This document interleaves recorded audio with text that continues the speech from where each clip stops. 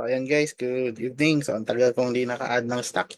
Kailan ba yun? 12 days ago. Diyos ko, God. 12 days ago. So, ito gagawin natin. Nag-cash in na ako. And then, nag-flash yung market. Kasi, ex-date ng, ano ngayon, ng market, JEPQ tsaka JPY ngayon. So, natural, talaga, nagfa-fluctuate kasi sell-off eh. Pero hindi naman masyado yung masakit. Kasi, stress kasi yung tech stocks, di ba? Stress. Baka, ano, baka may gusto sumali, hindi. Baka may gusto magpag-grade.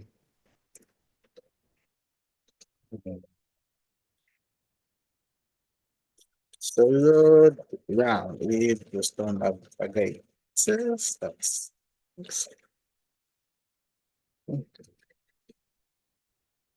So, eto, bibili ako. Same. Di nag-iba yung ano, I think Microsoft is flying. No? Parang ano nangyayari sa Microsoft? Oh my God. Holy shit. Di ako nakabili sa 340. Microsoft is flying.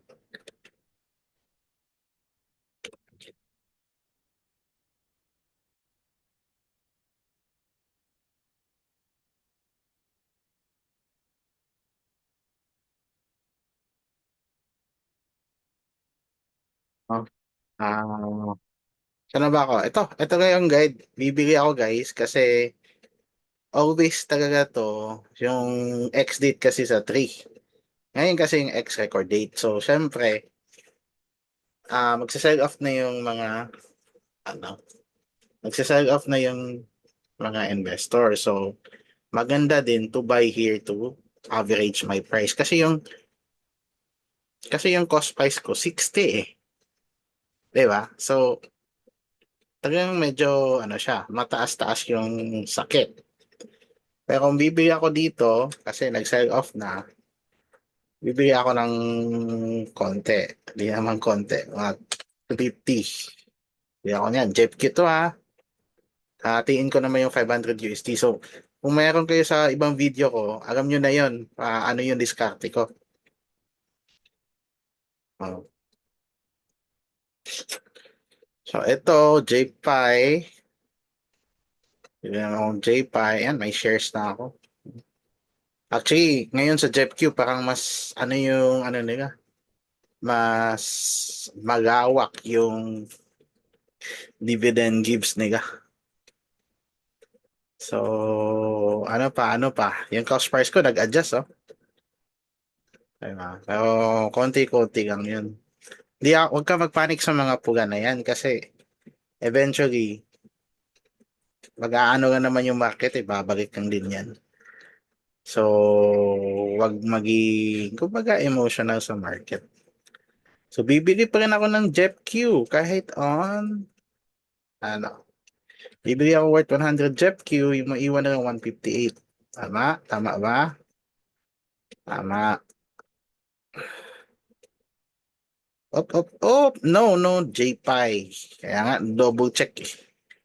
Double check talaga ako pag ganito. JPy is 100. Tama ba? Tama. JPy na to. Ayan. Uy, naglag? Baka ma-double ko na naman. Naglag ba? Hindi, gumagalaw eh. Ayan. Yun. So, yan, may 20 shares na ako sa JPy. Ang target ko talaga maka 100 shares sa JetQ kasi alam mo yung ano yung nagbigay sila eh, I think 0.77. So I think yung dividends nila 0.77. Eh kung 100 shares ako, $77 ako dun per month. Eh meron pang ito ganito. So yung ano ko talaga, magpapakamatay ka dapat to have a 100 JetQ shares. Yan yung first milestone ko. At least sa dividends. Eh, magkano yung 100 na JEPQ shares? That's around, basta. That's around 57 times 100. So, you need around 57 USD to make that happen. Kaya naman, di ba? Hindi naman siya mahirap eh. Tapos mag-passive ka ng $77. Let's say, let's stock $70 per month. Tapos ito pa yung mga dividends na iba. Di ba? Hindi na yun masama, guys. Yung masama, hindi ka nag-invest. Masama talaga yan. So ito, HHD. So maganda yung takbo ng HHD ha. Actually, baganser ko to sa mga kadiliman ng JetQ. So add nga ako ng shares guys. I'll add. Tapos I'll add more on DRAM. DRAM muna kasi madugo siya eh. Yung aim ko lang naman talaga is pag okay tong DRAM, wait lang ako ng DRAM. I think kuha ko ng around magkano na yung naiwan ko? 45 maybe? Sige. 40 lang? 40 lang? Hindi pa ako masyadong aggressive sa DRAM kasi syempre overpick kasi or what. Parang nawagan ako ng bullishness. At least siguro let it breathe for 1 year. Then accumulate lang ako ng 1 year sa DRAM. Sa mga hindi nakakalam, yung DRAM, ETF yan composed of different memory, RAM na companies. Andyan sila SK Hynix, andyan sila SanDisk, andyan yung mga Samsung, andyan yan sila. So, ngayon parang nasa peak sila. Kung titingnan mo yung chart ng DRAM mo, nag-correct, di ba? Pero hindi natin alam yung bottom. Pero I'm sure may bottom yan. So, bibili na lang ako. Konti-konti lang, around 50. Okay? Konti na yan sa akin. Maybe 40 lang. 40. Goods na yung 40. DRAM to ha. Oh, para gumanda yung average price. Yung DRAM ko is yung fourth largest holding ko na. So ito, kakashin ko lang tong 39. Siyempre, bobombahin ko sa O. Kasi gusto ko tong stability ni O. Maganda din yung pricing niya ngayon. So, I think parang gamang yung DRAM. Hindi ko pwede bombahin si O. Or dagdagan ko na lang si DRAM. Hindi, kahit ano lang, kahit si O, kahit $10 lang. $10 muna. Kasi kung i-20 ko to, aakyat din to eh. Ay, hindi, kahit i-20 ko yan, okay lang yan. Hindi, aakyat nga. So, mga 10 na lang, 249. Wow, naman si O. So, still, 249. Ang gusto ko kasi makita, mm, gamang na gamang si pantay lang tong O tsaka main tsaka agency ko. Papantay to sila pero yung top 4 ko na holdings nakaikot dyan sa apat. So dapat si DRAM mamayagpag. Di yung siya kasi yung parang star ng growth ng portfolio ko through the whole year eh. So bili ako ng main. Yung main to guys? REITs din ito. Kumbaga real estate na to, company. Pabili ako 15, market dollar, tapos bili ako ng agency.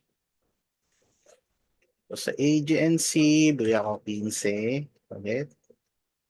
Bili ako pang fees. So, ganun lang. Laki ng, yan ang fees ngayon, nakaabo 0 fees. Pero, okay na ako nito guys. So, kung dating gawi, print screen ko to, tapos, pupunta ako kay ChatGPT.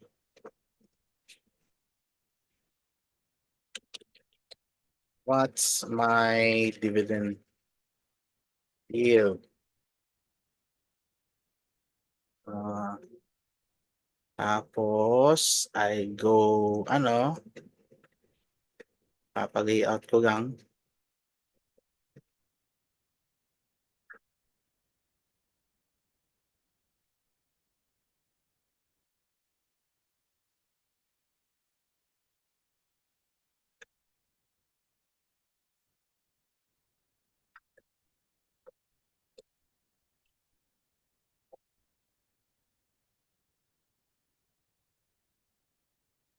So, malaki na yung dividends ko, 34.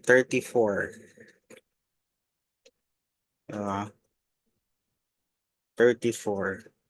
Kasi di naman sinari yung DRAM eh. Oh.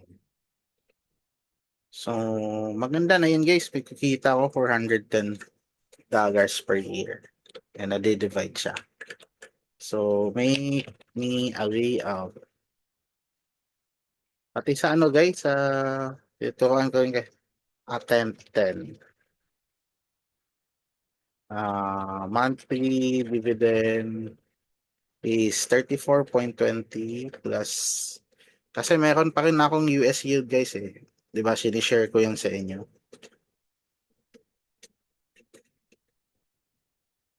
8.80. So 43 USD. So kung titingnan mo dito, yung last ko is 39. So nag-improve talaga yung dividend yields ko. So ito yung maganda sa market eh kasi nag-a-adjust din yung dividends depende sa price. So 43 passive income. Okay.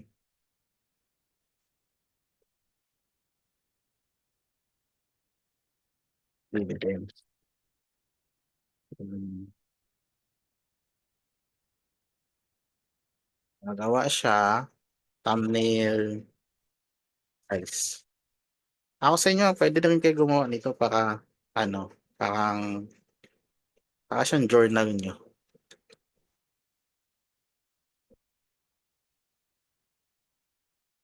Parang nag-ano yung gold ah. Grabe yung sell-off sa gold, daming nasunog. Oh my goodness. Buti na lang, inagis ko yung buy limit ko, pero pagdo sana yung buy limit ko dito. Holy shit. Kawawa naman yung gold.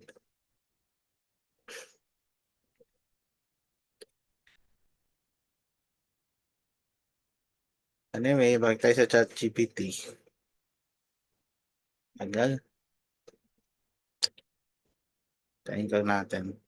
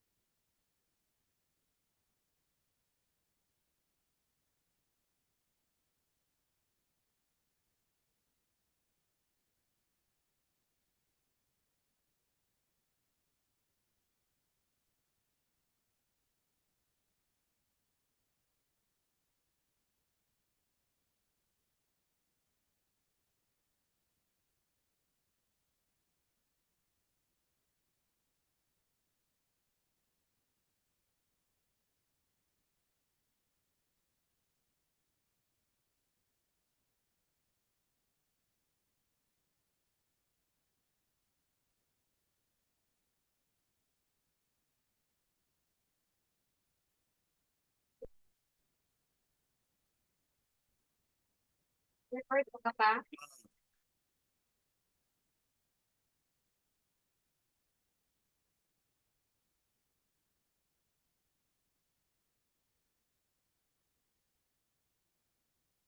Wait lang ha.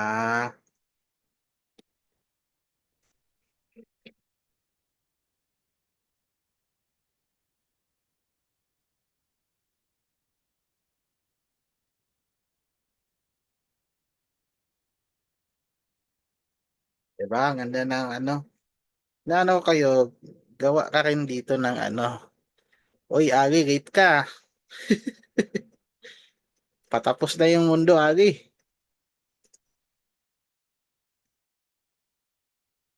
Ayo, late ka, mag-close na ako. Send ko na to sa'yo recording. Ha?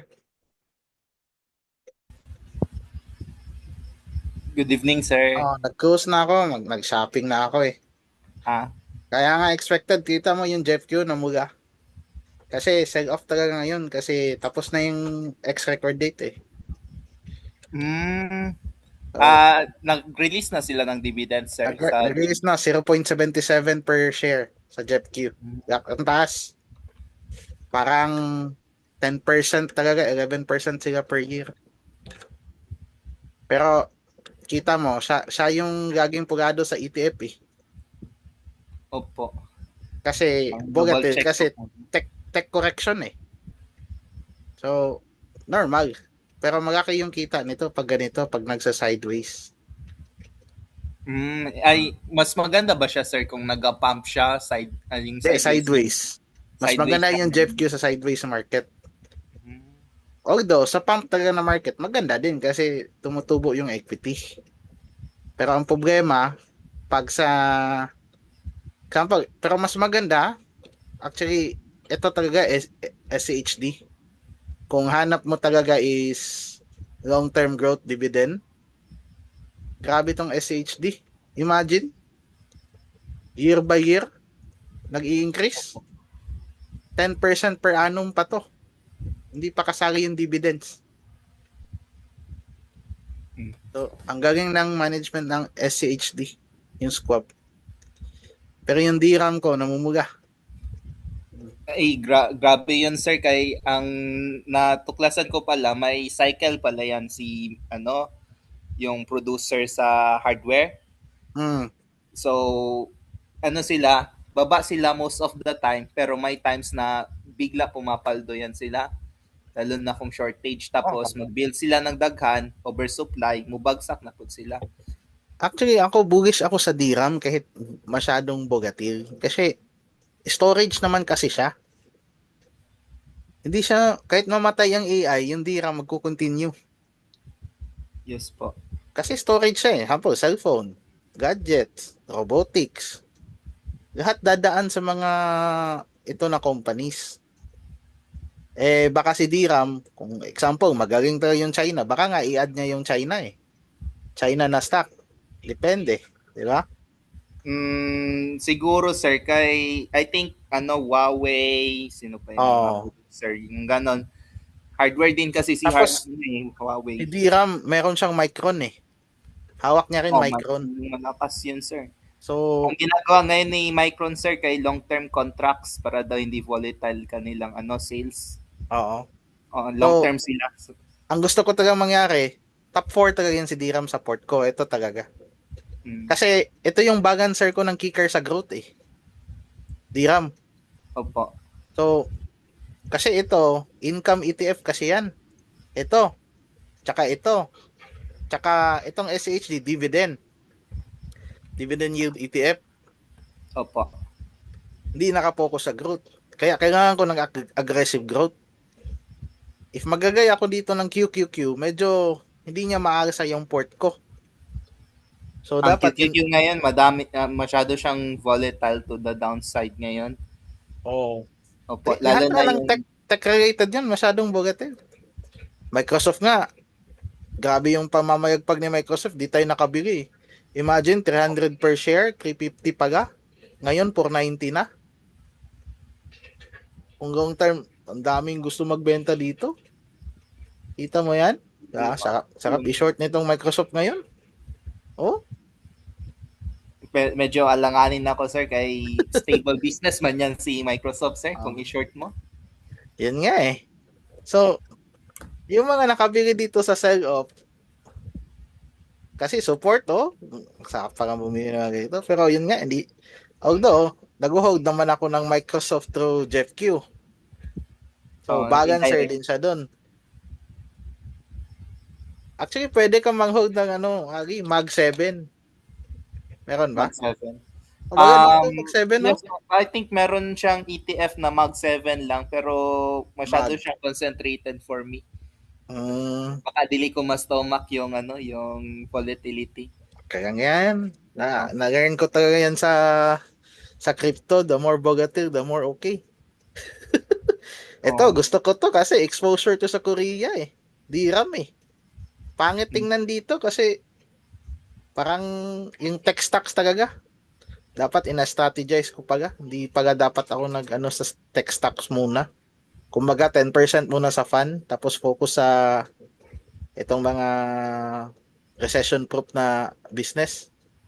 Yeah, yun yung ano ko ngayon sir, gina-formulate yung Oh. mga Kaya recession itong SHD, ito JPY. Mga Japan. ano yan eh, ito S&P 500 yan eh. Itong SHD, mga companies na may profits talaga. Mga Coca-Cola, McDo. Ito yung mga hawak niya. Yeah. Sir, kadungog na ka sa meron man kasi akong gina-research about sa long-term na mga cycle. May nakita ako usually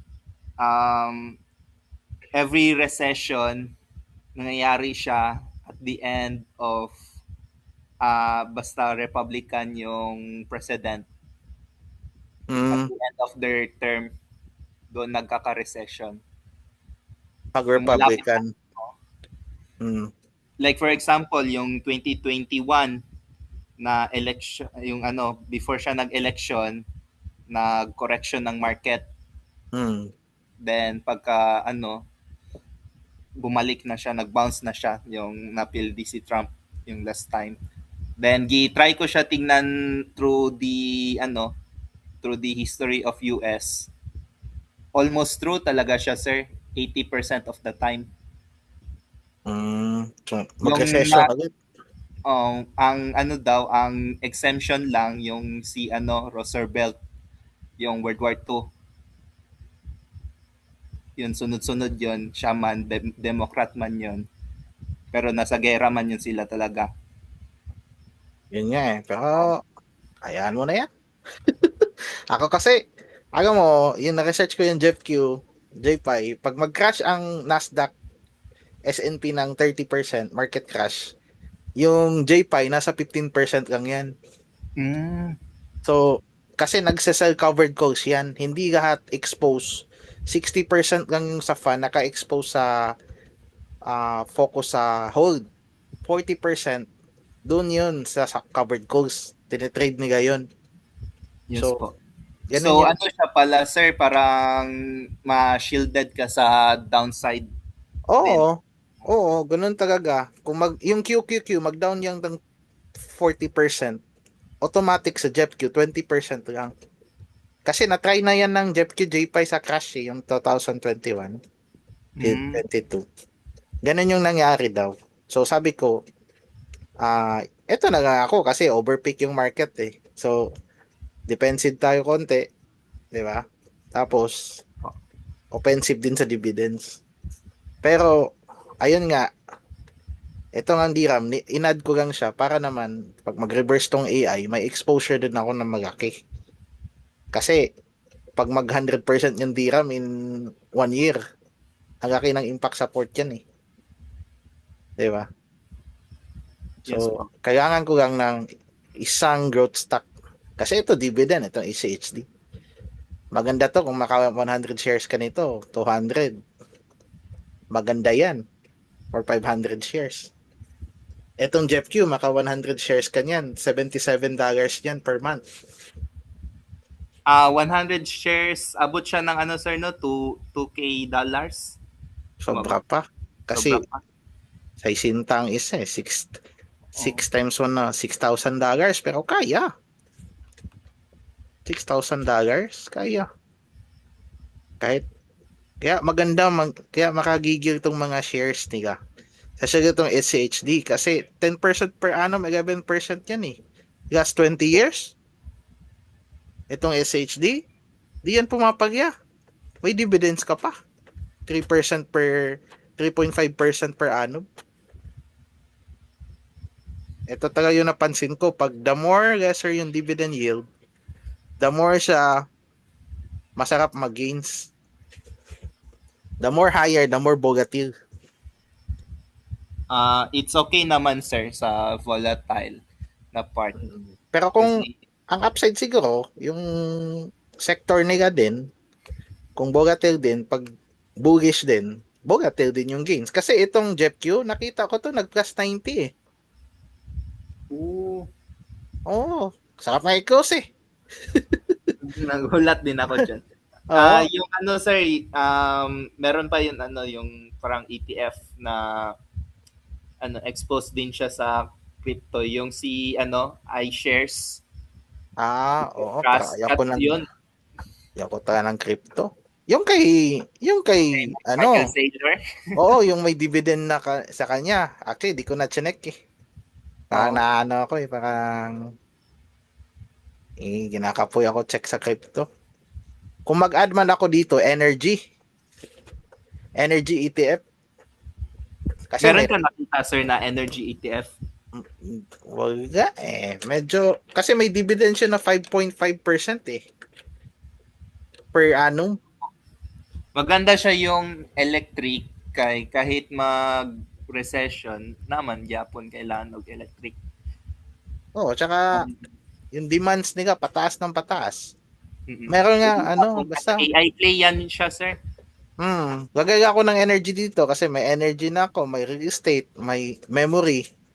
Oh, okay na ako doon. Yun yung mga top bets ko. Kasi saan ba ako mag-bet next? Kaya, robots, doon na ako sa ano. Energy pa rin yung kailangan karamihan eh. Pang long term, tsaka may dividends ka, 5.5% per annum. Na-research ko yun, hindi ko lang makita. Tsaka wala pa ko kasi plano mag-ano. Ito pala yung Round Hill Magnificent 7. Round hill na magnificent. Kung gusto mo ng growth, ganyan. Okay din to. Umakyat eh, dahil sa Microsoft, oh. Umakyat. Ito yung binibase ng mga gusto mag-trade sa Nasdaq. So pag umakyat yan una, magka-volume, pumamasok na sila sa Nasdaq. Pero ang lawak ng mga ETF, parang naano ka. Kasi yung focus ko kasi, pag ito, adequate na amount na to, dito na papasok yung mga Vanguard ko na BTI, Opo. yung mga, doon na ako magpo-focus kung satisfied na ako sa dividends. Sapag mag 500 USD dividends na per month. Yun, lipat na ako sa growth. Kasi, Concentrated ka ba sir sa ano sa US na ano oh, market? oo. Meron nga dito, Vanguard VIG. Oh, ganda ng ano nila, performance. 'Di ba VIC is ano para siyang equal share sa S&P? Para siyang Tama. SCHD na focus sa dividend growth na ano. Meron ding mga ano eh. Actually, yung Squab na ETF, magaganda performance nila. Meron nga VanEck Europe, oh. So, ma-invest sa Europe, pero I think sir ang thesis ko sa Europe it's not good yung Europe. Maybe China goods yan eh, sila. China, Korea. Korea talaga parang the country of innovation. Baka Vietnam nga, baka titingnan natin yung Vietnam eh. Baka biglang tasabog yan. Yes Na-miss po. natin yung Ang opportunity. problem lang kasi sa Europe, nakikita ko, wala man silang innovation talaga, sir. Irrelevant sila sa future kung gano'n yung galawan nila. Kung gusto mo mag-invest kay Art, kay Cathy Wood ba yun? Cathy Woods. Nagkakagat siya daw yung pants niya ngayon. Puro pula yun siya, sir. Yun nga eh. Lately. Bumabay sa hype. Grabe yan. Double down siya sa sa SpaceX. Pababa. From the top, pababa. Bugis masyado. Sabi ko parang ayaw ko yung mga tirada niya, parang ride the trend ba? Hindi yung parang ano. Pero grabe yan sila kung mag-retention, 56% per annum. Yeah. Kung jackpotin, pero pwede ka rin mag-negative 30 or negative 50. Depende talaga sa pag-enter mo, sir. Yun na yun, gamitin mo din yung yung mga long-term na trends, tignan mo kung maganda ba siya sa growth stocks. Usually, growth man yan si Cathy Woods. Lahat ng ano niya, growth Actually, talaga. itong mga Fidelity, maganda din yung Fidelity daw. Ito, Fidelity Energy Index. Check ko pa. Basta Fidelity. yung Check. gusto ko, energy talaga. Kasi, feel ko, mas safer ako dun eh. Kaysa naman mag-invest ako sa Meralco, kay nag-dip. Wala, Isang, GG ka doon sa Meralco, sir. isang ano nga ng government, wipe yung mga ano mo. Pero Ano ang to? ganda ng REIT, REIT ETF ng Squab. Tingnan mo yung performance, 1 year. Halos di bumababa. Itong ano, sir, Bloom Energy. Familiar ka Stock dito? yan. Kaya ano yan eh. Ano nga Ano yung yung mga ganyan? ayaw mo Shadow na? Bogatil for me. Lately, ano eh, medyo mataas siya. Oo, parang Marami ito. pa yung mga energy company. Kaya nga fan ako ng ETF eh. Kasi kung magdi-DCA ka, balance lahat eh. Makuha mo yung trend sa Oo. market Oo. over time. Kasi kung mag 10% down yung ETF, parang masarap na bumili talaga. Basta sige kayong bili. Yes, sir. Yun po yung mga yan. Parang ayaw ko rin kasi mag-over-diversify. Yeah, masira yung ano mo, sir, IRR. Yata. Parang okay na ako nga nito eh. Kasi itong AGNC, mataas yung dividend yield na to, 13% per per year. Lender to eh. Nagpapagan, Mm, papautang. So, parang feel ko balance ako sa income, sa growth, so growth. saka sa opportunity. So, parang nga ayaw ko na nga dagdagan eh. Happy na ako sa HCHD. Pwede pa yan, sir. Tingnan mo lang yung ano fundamentals. Yun man yung importante Pero talaga. baka kung magdagdag man ako, individual stock na lang. Yung mga may moat. Pero yun nga, nakakapagod. Parang takot ako mag-hold ng individual stock. Kasi yung ETF kasi, pag mag-fail yung isang stock, sila na kasi yung mag-rebalance. Sila yung Mm, magka-cut loss. Diba? yes, sir. Try mo, Ayun, sir, ano, Palantir. grabe yung conductor. Times 3 na ano. Palantir, yan pwede. Kasi ang business model nila, mostly government man sila na contracts. Yeah. Meron nga ETF for war eh. Kaya nga. Gusto, gusto mo yung mga yung warguard gagawan, meron. So, etong JPY, kung naka-invest ka nito, nung 51 pa, ang ganda ng performance ngayon.